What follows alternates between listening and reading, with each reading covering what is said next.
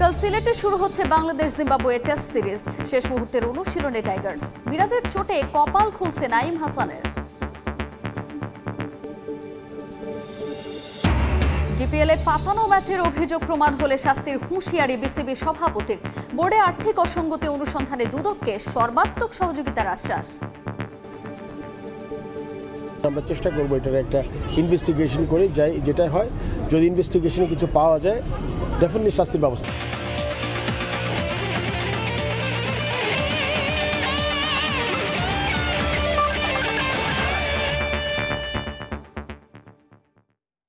বিশ্বের নানা প্রান্তের খেলাধুলার খবর নিয়ে আমাদের নিয়মিত আয়োজন খেলার সময়, আর এই আয়োজনে আপনাদের সঙ্গে আছি আমি তাজিন খন্দকার। এবারে ঢাকা প্রিমিয়ার লিগের খবর। ঢাকা প্রিমিয়ার লিগে পাতানো ম্যাচ খেলার অভিযোগ প্রমাণিত হলে কঠোর ব্যবস্থার হুঁশিয়ারি দিলেন বিসিবির সভাপতি ফারুক আহমেদ।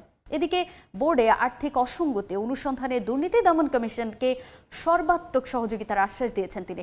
কাল থেকে শুরু হতে যাওয়া বাংলাদেশ জিম্বাবুয়ের সিরিজের দ্বিতীয় টেস্ট স্যাটেলাইট চ্যানেলে সম্প্রচারের চেষ্টা চলছে বলেও জানান বিসিবি প্রেসিডেন্ট। বোর্ড থেকে সর্বাত্মক সহযোগিতা করা হবে, যেই কাগজ তারা চেয়েছেন। আমাদের অলরেডি কাজ শুরু করেছে আমাদের সিইও, তাকে আমি বলেছি যে ওরা যে যা যা কোয়েরি দিয়ে গেছে ওটাকে যাতে ফুলফিল করে, এটা এক। আর এই মুহূর্তে এক্স্যাক্টলি বলা যাবে না এক্স্যাক্টলি তারা কি অনুসন্ধানটা কতদূর, ওনারা সময় বলে দিবে এই কতটা অনুসন্ধান হবে। পাতানো খেলাটা third division, second division, first ডিভিশনে মানে সিগনিফিকেন্টলি কমেছে। আর এটা কিন্তু একবার বন্ধ হয়ে যায়নি। টেকনিক্যাল কমিটি একটা কমিটি আছে, আমি এসেছি 2-3 দিন হয়েছে। তো এর মধ্যে আমরা চেষ্টা করবো এটার একটা ইনভেস্টিগেশন করে যাই, যেটা হয় যদি ইনভেস্টিগেশনে কিছু পাওয়া যায় ডেফিনেটলি শাস্তির ব্যবস্থা করবো আমরা। অ্যাটলিস্ট মানুষের কাছে পৌঁছাবে খেলাটা, এটা খুব ইম্পর্টেন্ট। প্রথম আমি জাস্ট অন্যভাবে দেখি আর কি।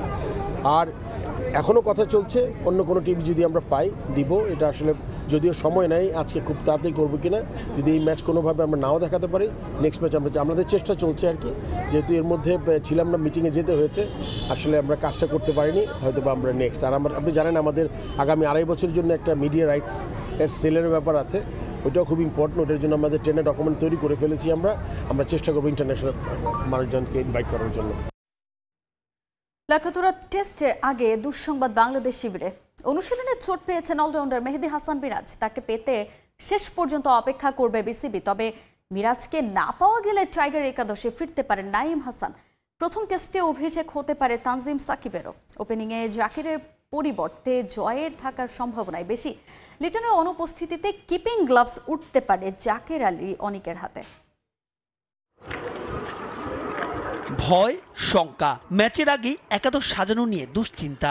ইনফর্ম টাইগার অলরাউন্ডার মেহেদী হাসান মিরাজের এমন ছবি কপালে চিন্তার ভাঁজ ফেলবে যে কোনো টাইগার সমর্থকের। প্রশ্ন আসবে, লাক্কাতুরা টেস্ট খেলতে পারবেন তো মিরাজ? যদিও টিম ম্যানেজমেন্ট এ উত্তর মেলাতে আরও সময় নেওয়ার পক্ষে। 2টি পাতা 1টি কুড়ি, পূর্ণভূমি সিলেট জিম্বাবুয়ের জন্য লাকি গ্রাউন্ডও। শুধু রঙিন পোশাকেই নয়, গেল এক যুগে বাংলাদেশের বিপক্ষে যে একটি টেস্ট জিতেছে শেভরন্স, তা এই মাঠেই। আবহাওয়ার পূর্বাভাস বলছে টেস্ট চলাকালীন আকাশের মুখ থাকবে ভার, তাই তো রাজ করবে পেসার। খালি চোখে অসম লড়াই, তবে পরিস্থিতির বিবেচনায় ফেভারিট হয়েও প্রথম টেস্টে পা হরকানোর শঙ্কায় প্রচ্ছন্ন চাপে থাকবে বাংলাদেশি। 6 মাস পর ঘরের মাঠে আবারও আভিজাত্যের ক্রিকেট আলোচনায়, তাই প্রথম ম্যাচের একাদশ। যদিও হেড কোচ ইঙ্গিত দিয়েছেন ম্যাচটির আগের দিনই পরিস্থিতির বিবেচনায় চূড়ান্ত হবে তা। তার ইঙ্গিত সাহসী ক্রিকেটের, তাই তো সবুজ উইকেটে 3 পেসারের একাদশে থাকার সম্ভাবনাই বেশি। যেখানে নাহিদ হাসানের সঙ্গী হতে পারেন লোকাল বয় খালেদ, নয় আরেক সিলেটি তানজিম সাকিব। লাক্কাতুরায় তার অভিষেক প্রায় নিশ্চিত। ওপেনিং স্লটে সাদমানের সঙ্গী হবেন কে, সেই আলোচনায় জাকির নয় এগিয়ে মাহমুদুল হাসান জয়। শান্ত ফেরায় নাম কাটা যেতে পারে মাহিদুল অঙ্কনের। তবে শেষ পর্যন্ত 3 পেসার তত্ত্বে বাংলার ম্যানেজমেন্ট না হাঁটলে অঙ্কন থাকবেন সেরা 11-এ। মুশফিক ফিরেছেন একাদশে, বাকি নামগুলো তাই প্রত্যাশিত জাকির আর তাইজুল। তবে মিরাজ আঙুলের চোট থেকে সেরে না উঠলে কপাল খুলবে নাঈম হাসানের। টেস্টে দীর্ঘ সময় ধরে কিপিং করছেন লিটন কুমার দাস। তিনি না থাকায় উইকেটের পেছনে গ্লাভস পরবেন কে, সেই আলোচনা হচ্ছে বিস্তর। তবে বিসিবি সূত্রের খবর, সিলেট টেস্টে সেই দায়িত্ব পেতে পারেন জাকির আলী অনিক। ভক্তদের জন্য স্বস্তির খবর, শঙ্কা কেটে গেছে ম্যাচ সম্প্রচারে। বাংলাদেশ টেলিভিশনে দেখাবে তা। যারা মাঠে বসে খেলা দেখতে চান, স্বস্তি আছে তাদের জন্য। গেল বছরের তুলনায় কমানো হয়েছে সব গ্যালারি টিকিটের দাম। 50 থেকে 500 টাকায় উপভোগ করা যাবে বাংলাদেশ জিম্বাবুয়ে টেস্ট। সশরীরের পাশাপাশি দর্শকরা টিকিট কিনতে পারবেন অনলাইনেও। মাহবুব রিমন।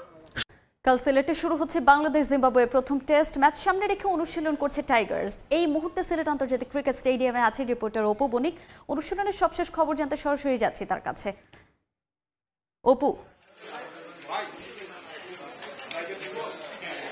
দেখুন, আজকেও নির্ধারিত সময়ে বাংলাদেশ দল মাঠে এসেছেন এবং অনুশীলন করেছেন। ঠিক সকাল 10টার দিকে বাংলাদেশের দল পুরো দলই কিন্তু দারুণভাবে উজ্জীবিত ছিলেন এবং প্রত্যেকেই নেটে প্র্যাকটিস করেছেন। এর আগে কিছু শারীরিক যেগুলো কসরত রয়েছে সেগুলো কিন্তু তারা কন্টিনিউ করেছেন এবং আমরা যেটি দেখতে পেয়েছি নেটে কিন্তু তারা কিন্তু সুন্দরভাবেই কিন্তু ব্যাটিং করেছেন এবং ঠিক উল্টো দিকে যদি আমরা বলি যে ওইখানে তারা ফিজিক্যালি যেগুলো রয়েছে সেগুলো কিন্তু করেছেন এবং এর কিছুক্ষণ পরেই যেহেতু আজকে বাংলাদেশ দলের যিনি ক্যাপ্টেন রয়েছেন তিনি কিন্তু গণমাধ্যমে কথা বলেছেন এবং বিভিন্ন বিষয় নিয়ে কিন্তু তিনি তুলে ধরেছেন এবং গণমাধ্যম কর্মীদের প্রশ্নের মুখেও তিনি বলেছেন যেহেতু এই টেস্ট ম্যাচকে নিয়ে অনেকগুলো প্রশ্ন ছিল, তো সেগুলোরও উত্তর তিনি সরাসরি দিয়েছেন এবং এই টেস্টকে কেন্দ্র করে কিন্তু তিনি যেমনটি বলেছেন যে এই টেস্টও ভালো কিছু করার আশা আছে এবং সাংবাদিকদের প্রশ্নের জবাবেও তিনি আর কিছু বলেছেন যে কোন দলের সাথে আমরা খেলছি সেটা বিষয় না, আমরা ভালো খেলতে পারি কিনা সেটাও কিন্তু তিনি উল্লেখ করেছেন এবং আরেকটি বিষয় যেটি আপনাদেরকে বলতে চাই, তিনি যেমনটি বলেছেন যে সিলেটের যেহেতু হোম গ্রাউন্ডের ক্রিকেট খেলা নিয়েও তিনি প্রশ্নে যেমনটি বলেছেন যে হোম গ্রাউন্ডের খেলা নিয়েও কিন্তু তাদের অনেকটাই ফোকাস বেশি থাকে, তো সেই ক্ষেত্রে এখানেও কিন্তু একটু পরিবর্তনের বিষয়গুলো তিনি তুলে ধরেছেন। তো যেহেতু বাংলাদেশ দলের অনুশীলন চলছিল তো আমরা সেটাই কিন্তু লক্ষ্য করেছি এবং আজকে কিন্তু বাংলাদেশ সিলেটের আবহাওয়াটা অন্যান্য দিনের তুলনায় কিন্তু আজকে আবহাওয়াটা অনেকটাই ভালো এবং খুব চার্মিং মোডে কিন্তু তারা মাঠে অনুশীলন করতে পেরেছিলেন। আজকে কিছুক্ষণ পর কিন্তু ট্রফি উন্মোচন হবে এবং আমরা সেই জায়গাটাতেই কিন্তু আছি। তো আজকের সিরিজের ট্রফি উন্মোচনে আজকে যারা এখানে উপস্থিত হবেন সবাইকেই আমরা এখানে দেখতে পারবো কিছুক্ষণের মধ্যেই। আর ট্রফি উন্মোচনের পরেই কিন্তু জিম্বাবুয়ের একটি প্রেস কনফারেন্স রয়েছে এবং ঠিক 2টার দিকে কিন্তু জিম্বাবুয়ের টিমও কিন্তু মাঠে অনুশীলনে নামবে। তো গত 2 দিন আমরা মাঠে যে পরিস্থিতি লক্ষ্য করেছি প্রচুর পরিমাণে বৃষ্টি ছিল এবং এই বৃষ্টির পরেও কিন্তু অনুশীলনে একটু বিঘ্ন ঘটেছে। আজকে আমরা ঠিক তেমনটি দেখতে পারিনি। তো আজকের বাংলাদেশ দলের অনুশীলনের এই ছিল সিলেট আন্তর্জাতিক ক্রিকেট স্টেডিয়াম থেকে আমার কাছে সর্বশেষ। জিম্বাবুয়ের বিপক্ষে প্রথম টেস্টের আগে দলের অনুশীলন নিয়ে সবশেষ খবর জানাচ্ছিলেন সহকর্মী অপু বণিক। এদিকে 2025-27 টেস্ট সাইকেল শুরুর আগে জিম্বাবুয়ের বিপক্ষে সিরিজ থেকে নতুন ধাঁচের ক্রিকেট খেলতে চায় বাংলাদেশ। নাজমুল হোসেন শান্ত টপ অর্ডার ব্যাটসম্যানদের দিলেন ইনিংস বড় করার তাগিদ। উইকেট নিয়েও সন্তুষ্ট টাইগার অধিনায়ক। বিরূপ আবহাওয়াতেও খেলতে চান পেশাদার ক্রিকেট।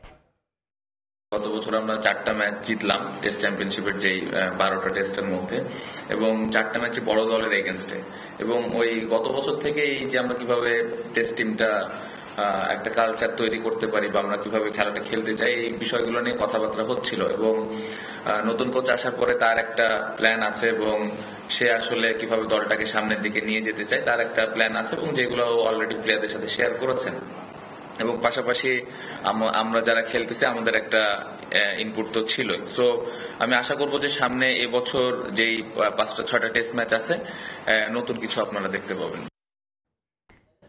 এদিকে জিম্বাবুয়ে দল পরিকল্পনা সাজাচ্ছে পেসারদের ঘিরে। মুজারাবানি, এরাগুয়ারবা কিংবা নিয়াচিরদের নিয়ে বেশ আত্মবিশ্বাসী সফররতরা।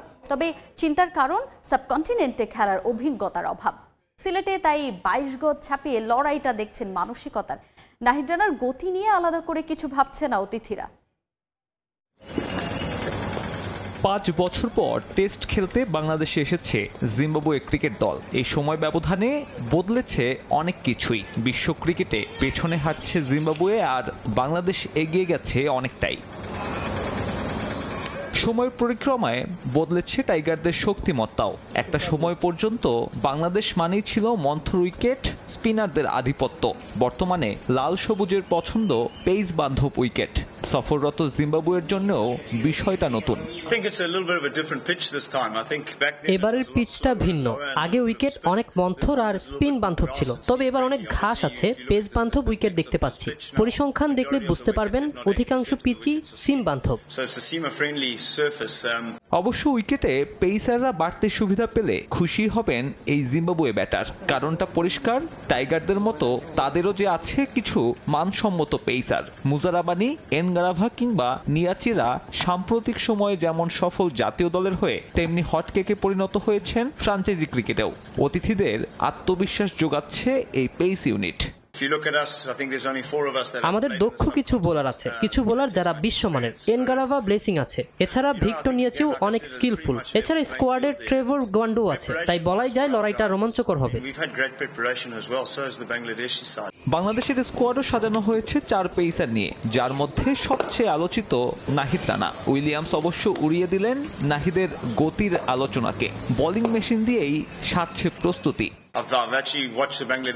শেষ কয়েকটা বছরে যেভাবে তাদের পেস এটা গড়ে উঠেছে এবং যাদের মধ্য থেকে এখন বাছাই করতে হয় তা দুর্দান্ত, এবং তোমাদের এই পরিবর্তনটা দেখে আমি খুব খুশি। তবে এখন বিশ্বে অনেকেই বেশি গতিতে বল করে, শুধু একজন না। আমরা প্রস্তুত। বৃষ্টি বাগড়া না থাকায় এদিন সিলেটে পূর্ণ প্রস্তুতি নিয়েছে জিম্বাবুয়ে।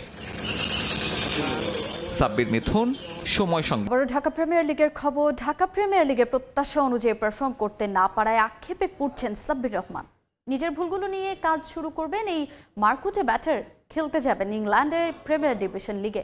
এদিকে রেলিগেশনের রোমাঞ্চকর ম্যাচে শাইনপুকুর ক্রিকেট ক্লাবের বিপক্ষে 19 রানের জয় পেয়েছে পার্টেক্স স্পোর্টিং ক্লাব।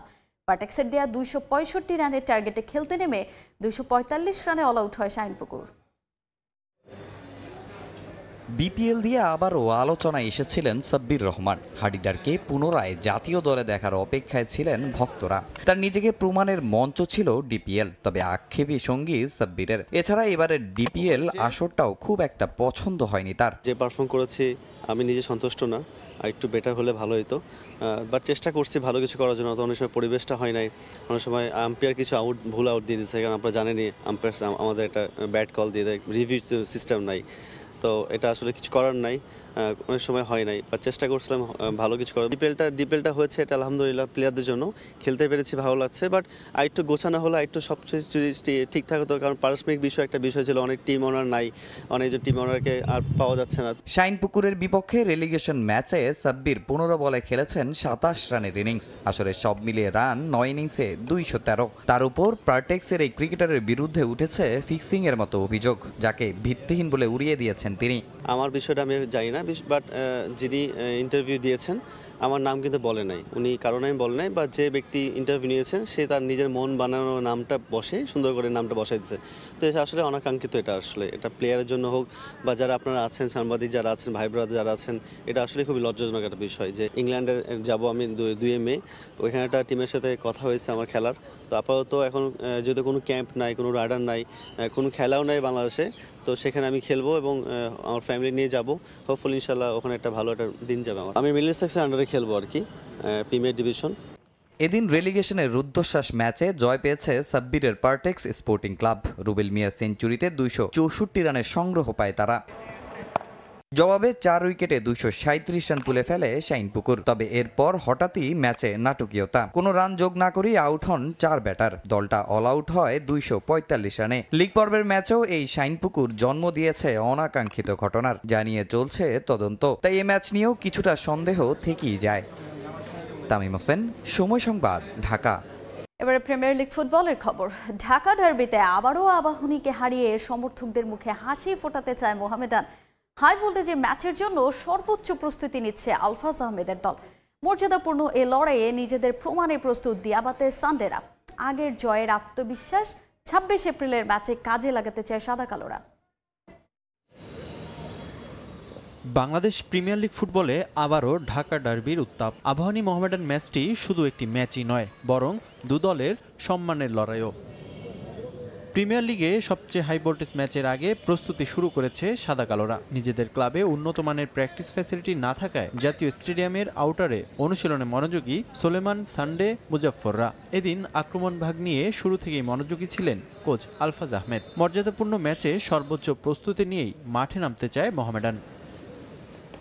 এবারের আসরে 11 ম্যাচে 30 পয়েন্ট নিয়ে টেবিলের শীর্ষে সাদা কালো বাহিনী।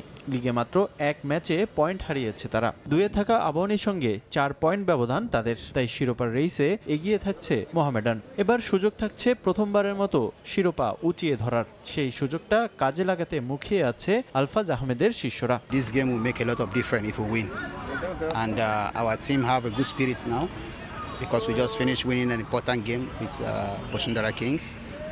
We are in good spirits and we hope to go there and take a win. Practice facility সংকট থাকলেও মাঠে নিজেদের প্রমাণ করছে সোলেমান দিয়াবাতে, সানডে, ইম্যানুয়েলরা। এবারের আসরে শিরোপা ঘরে তুলতে পারলে ক্লাব কর্তৃপক্ষের কাছে উন্নত মানের প্র্যাকটিস ফ্যাসিলিটি চাওয়া থাকবে কোচের। প্লেয়াররা সবাই উজ্জীবিত, তারা লিগের টপে আছে, তারা এই জিনিসটা টপটা ধরে রেখে এগিয়ে যেতে চায়। আমরা আমাদের শিডিউল অনুযায়ী ট্রেনিং করাচ্ছি। ম্যাচের জন্য আমরা অপেক্ষা করবো 26 তারিখ। আমি থাকি আর না থাকি, যেই আসবে তাকেই যেন একটা সুন্দর একটা মাঠ দেওয়া হয়, যাতে সে ভালো ট্রেনিং করতে পারে। আসলে ভালো মাঠের উপরে অনেক কিছু ডিপেন্ড করে, ইমপ্রুভমেন্টটা ডিপেন্ড করে। তো আমরা আসলে কষ্ট করেই আমরা প্র্যাকটিস করতেছি। এদিকে হাই ভোল্টেজ ম্যাচে ফেভারিটের তকমা নিয়েই মাঠে নামবে মোহামেডান। গত বছরের ডিসেম্বরে কুমিল্লায় আবাহনীকে 1-0 গোলে হারিয়েছে সাদা কালোরা। সেই জয়ের সুখস্মৃতি আবারও ঢাকা ডার্বিতে ফিরিয়ে আনতে চায় মোহামেডান। রিফাতুল ইসলাম মিরন, সময় সংবাদ, ঢাকা। পাতা ফাঁদে এবার নিজেরাই ধরাশায়ী ভারত। নারী বিশ্বকাপ আয়োজনে নতুন করে বিপাকে বিসিসিআই। ওয়ানডে বিশ্বকাপে পাকিস্তান কোয়ালিফাই করায় পূর্বের শর্ত অনুসারে টুর্নামেন্ট হবে হাইব্রিড মডেলে। হাতে মোটে 4 মাস সময় থাকায় জানিয়ে লজিস্টিক্যাল চ্যালেঞ্জের মুখে ভারতীয় ক্রিকেট বোর্ড। স্বল্প সময়ের মধ্যে তাদের ঠিক করতে হবে যাতায়াত, আবাসন সুবিধা, নিরাপত্তা ব্যবস্থা, সম্প্রচার সহ আরও বেশ কিছু বিষয়, যাতে হবে বাড়তি অনেক খরচ। সংকটগুলো পরিচিত, তবে কুশীলবে এসেছে পরিবর্তন।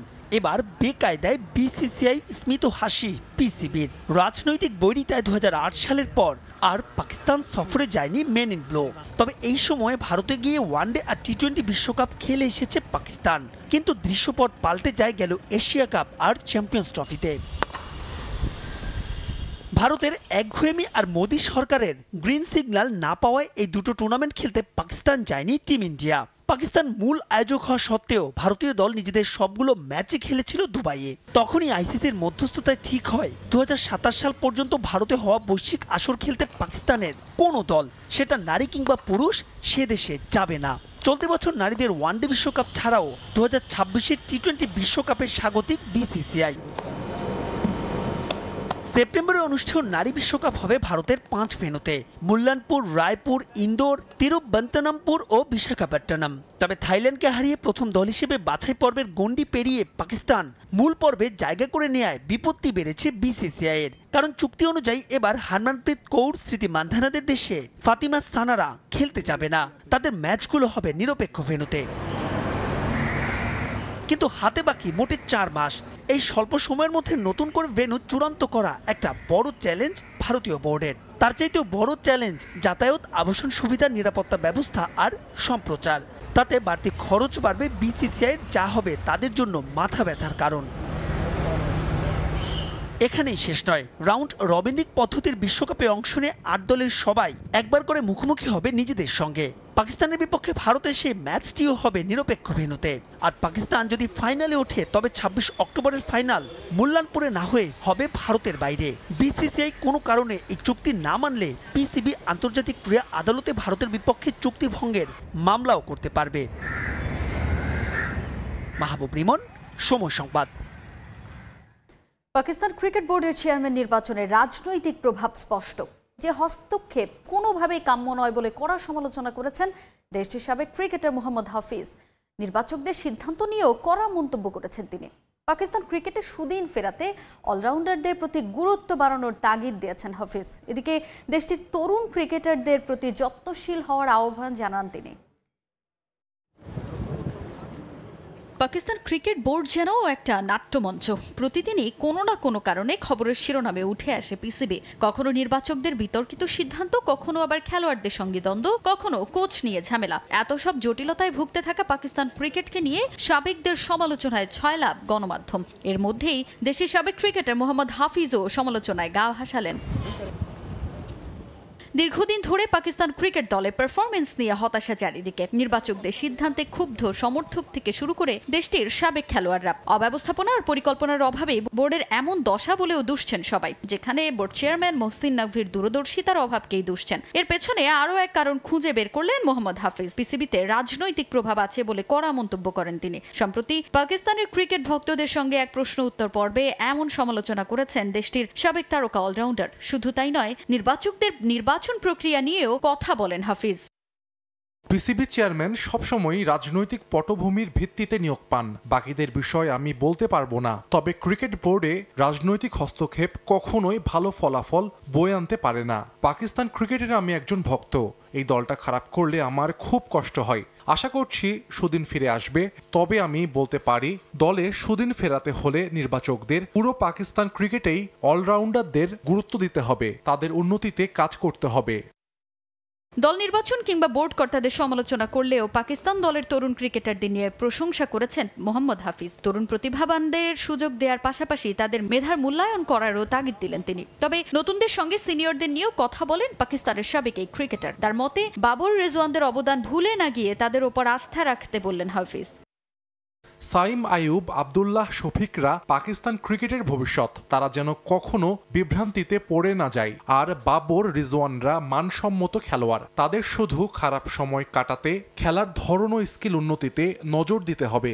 দলের প্রতি আরও আবেদন বাড়াতে হবে। তাদের প্রতিভা প্রশংসা পাওয়ার যোগ্য, তবে তাদেরকে দলের প্রতি প্রভাবশালী হতে হবে।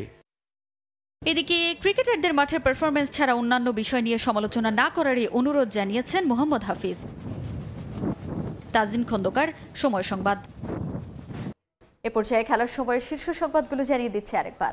সিলেটে শুরু হচ্ছে বাংলাদেশ জিম্বাবুয়ে টেস্ট সিরিজ। শেষ মুহূর্তের অনুশীলনে টাইগার্স। মিরাজের চোটে কপাল খুলছে নাঈম হাসানের। এবং ডিপিএলে পাতানো ম্যাচের অভিযোগ প্রমাণ হলে শাস্তির হুঁশিয়ারি বিসিবি সভাপতির। বোর্ডে আর্থিক অসঙ্গতি অনুসন্ধানে দুদককে সর্বাত্মক সহযোগিতার আশ্বাস।